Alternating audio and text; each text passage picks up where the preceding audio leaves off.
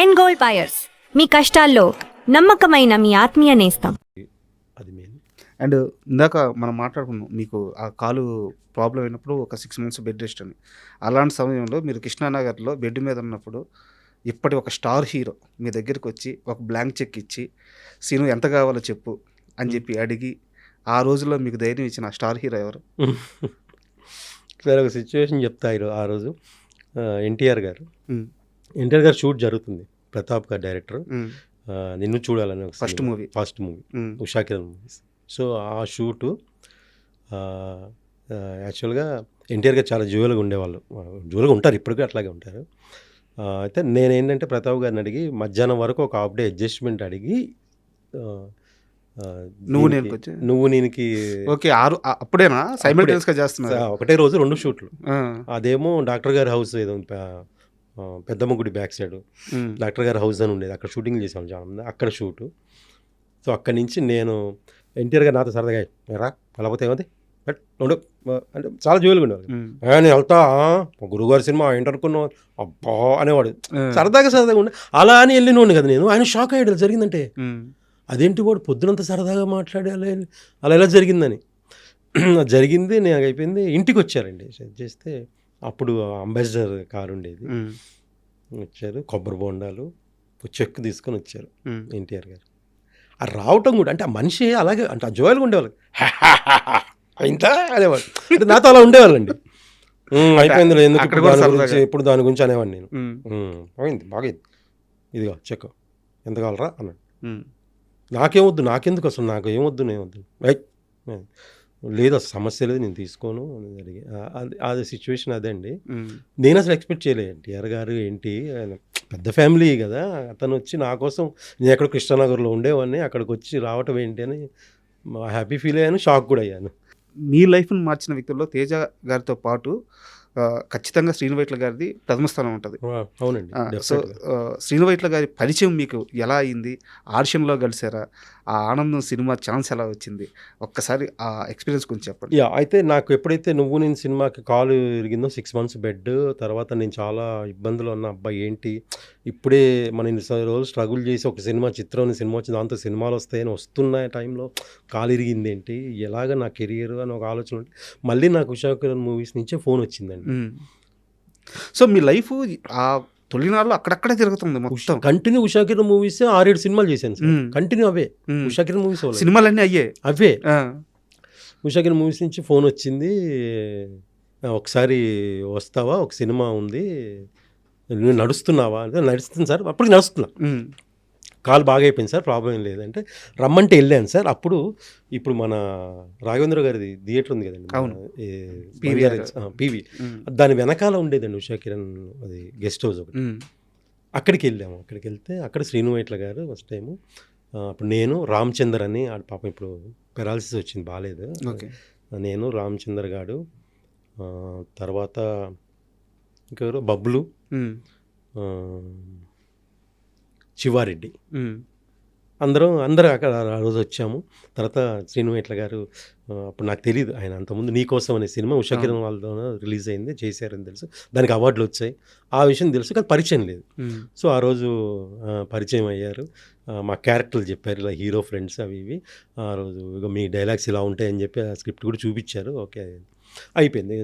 తర్వాత cinema shoot, తర్వాత డేట్లు వచ్చాయి, మాట్లాడిన తర్వాత వెళ్తుంటే నేను ఎప్పుడు మనకి ఒకటి ఉంటుంది కదండి, 6th సెన్స్ ఒక్కొక్కసారి పనిచేస్తుంది.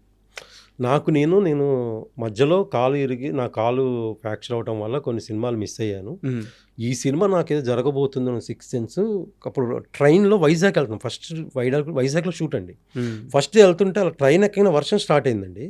నా ఫీలింగ్ చెప్పనా, అది వర్షం స్టార్ట్ అయిందంటే శుభసూచకం, అది ఫీలింగ్ అనమాట. నేనేదో అంటే ఒక 6th సెన్స్, నేనేదో ఒక పాజిటివ్ సెన్స్ మీకు తెలుస్తుంది.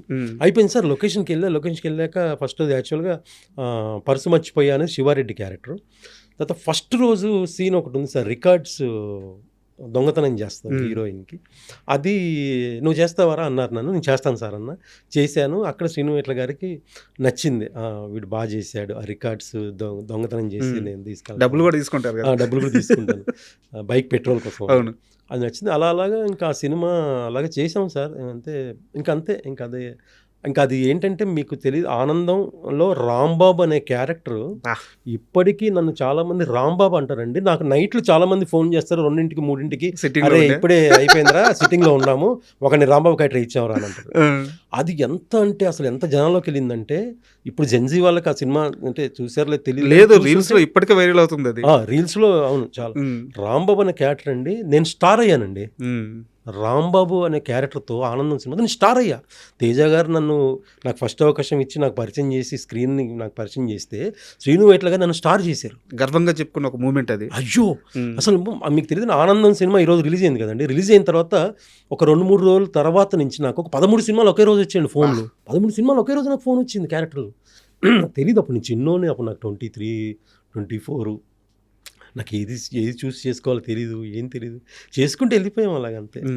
సో అది ఆనందం అనే సినిమా నా లైఫ్లో అది ఇంకా చెరగని ముద్ర అండి. అది ఇంకా ఆ రోజు షూట్లో ఎంఎస్ నారాయణ గారితో మీ ఎక్స్పీరియన్స్ చెప్పండి. ఎందుకంటే ఒక షాట్లో మీరు ఆయన షర్ట్ కూడా పట్టుకుంటారు. అవును, ఆయన అప్పటికి చాలా పెద్ద గొప్ప నటుడు. అయ్యో. సో ఆ ఎక్స్పీరియన్స్ చెప్పండి ఎంఎస్ నారాయణ గారితో. అయితే ఆ రోజు ఫస్ట్ రోజు అండి ఆయనతో యాక్ట్ చేయడం నేను ఎంఎస్ గారితో. దాని ముందు రోజు కూడా ఒక సీన్ చేసాము, కానీ ఆ రోజు నైట్ ఎఫెక్ట్ సీను అది 2 days ప్లాన్ చేశారండి శ్రీను ఇట్లా. యాక్చువల్ ఓకే 2 days ప్లాన్ చేశారు. అది కూడా ఇక్కడ మన ఖైరతాబాద్ దగ్గరలో ఇక్కడ ఒక పెంట్ హౌస్, వెనక ట్రైన్ వెళ్ళేది కనపడతా ఉంటుంది, అది సోమాజిగూడ దగ్గర ఎక్కడ ఒక పెంట్ హౌస్ అవును షూట్ చేసాం. మా బ్యాచ్లో మా రూమ్ సీన్స్ అన్నీ అక్కడ చేసాం. అయితే అక్కడ చేసాం. ఆ రోజు చెప్పారు ఇది పెద్ద సీను, ఇది 2 days అనుకుంటున్నారన్నట్టు తెలిసింది నాకు. సరే ఓకే వెళ్ళాము. ఎంఎస్ నారాయణ గారి కాంబినేషను, డైలాగులు చాలా ఉన్నాయి, మీకు ఎక్కువ ఉన్నాయి సీన్లో. డైలాగులు నాకే ఒక పాట పాడతాను, ఒక స్టోరీ చెప్తుంటాను, అది చేస్తుంటా, ఈలోపు ఆయన వస్తారు, ఈలోపు తలిపేసేయండి అంటూ మళ్ళీ ఆయన కాంబినేషను, ఇవన్నీ ఉన్నాయి. సో ఫస్ట్ ఏదైతే ఉందో అదంతా రౌండ్ ట్రయల్ అండి. అవును, మీరు మాట్లాడుకునేది ఒక స్టోరీ చెప్తాడు, అంతా రౌండ్ ట్రయల్. ఇది బాగా ప్రిపేర్ అయ్యానండి నేను ఫస్ట్, ఎందుకంటే ఎంఎస్ గారు కాంబినేషన్ చేయాలి, ఇది ఇంత పెద్ద షాటు, లెంత్ డైలాగ్స్ ఉన్నాయి, నా వల్ల 1 more అవ్వకూడదు. అప్పుడు ఫిలిం కదండి, అదొకటి నా ఫీలింగ్ అంటే నేను సింగిల్ టేక్లో చేసే ఆర్టిస్ట్ అనిపించుకోవాలి, అది నాకు కసి అండి. సో బాగా ప్రిపేర్ అయ్యి అయిపోయింది. ఒక టేక్ అయింది, ఒక 2వ టేక్ ఓకే అయిపోయింది, ఆ షాట్ అయిపోయింది. వీళ్ళతో ఎంఎస్ గారు ఎంట్రీ, ఆయన కాంబినేషను, ఆయన కొట్టి మీకు ఇప్పటికీ గమనించండి, మీరు క్లియర్ గమనించండి, ఆయన కొట్టేది మీకు క్లియర్ తెలిసిపోద్ది, కొట్టినట్టు ఉండదు. అవును, మీకు క్లియర్ చూస్తే ఆయన అంత పెద్ద యాక్టర్ అండి. అసలు ఆయనతో యాక్ట్ చేస్తాం, అందులో ఆయన టైమింగ్ అందుకోవడం చాలా కష్టం. మీకు ఎంఎస్ నారాయణ గారు, సునీల్ గారు టైమింగ్ అందుకోవాలంటే అసలు చాలా కష్టం అండి. అది ఎంత అలర్ట్గా ఉండాలంటే మనం చాలా అలర్ట్గా ఉండాలి, అండ్ ఆ టైమింగ్ క్యాచ్ చేయాలంటే. ఆయనకి నాకు ఇమీడియట్ డైలాగులు టపా టపా టపా టపా. రాంబాబు, అరే రాంబాబు అనేది దుర్గా తెలుసు, దుర్గని చూసామంటే దుర్గా చూశాను, చాలా బాగుంటుంది సినిమా దుర్గ గురించి కాదురా, నా గర్ల్ ఫ్రెండ్ దుర్గా గురించి. ఆమె ఎవరు అంటే ఆ టైమింగ్ అందుకోవాలి కదా. అది ముందే బాగా ప్రాక్టీస్ చేశారు, నేను బాగా ప్రాక్టీస్ చేసుకున్నాను, బ్రెయిన్లో ప్రాక్టీస్ చేసుకున్నాను బాగా. రైట్ టేక్, అది కూడా ఎంఎస్ గారు ఆయన సింగిల్ టేక్ అండి, ఆయన టపా టపా టపా టపా. అసలు 2 రోజులు అనుకున్న సీన్ 1 రోజులో అయిపోయింది ఆ సీన్. ఇంకా చేస్తుంటే శ్రీను వైట్ల గారు ఏంటంటే అండి, మీరు కామెడీ సీన్స్ చేసేటప్పుడు ఆయన నవ్వేస్తుంటారండి మానిటర్ ముందు కూర్చొని, ఆయన ఇన్వాల్వ్ అయిపోతున్నారు దాంట్లో. మీరు గమనించండి, ఆయన షూట్లో అక్కడ జరుగుతున్న షాట్ ఆయన ఇక్కడ ఇన్వాల్వ్ అయిపోయి ఈయన నవ్వుతుంటారు, ఇందులో కొట్టు అంటుంటారు. అలాగే అసలు ఒక అందరు ఆర్టిస్టులు దాన్ని అందరూ బాగా ఆ టైమింగ్ సెట్ అయిందండి. అలాగా అసలు మామూలు సీక్వెన్స్ కదా సార్. అంతవరకు అయితే చాలా సినిమాల్లో మళ్ళీ దానికి రెప్లికా ట్రై చేశారు. అవును, అలాంటి ఒకటి మళ్ళీ క్రియేట్ చేయాలి. ఇప్పటికీ నన్ను చాలా మంది అంటే మన ఏజ్ జనరేషన్ అంతా రాంబాబు అంటారండి, రాంబాబు అంటారు.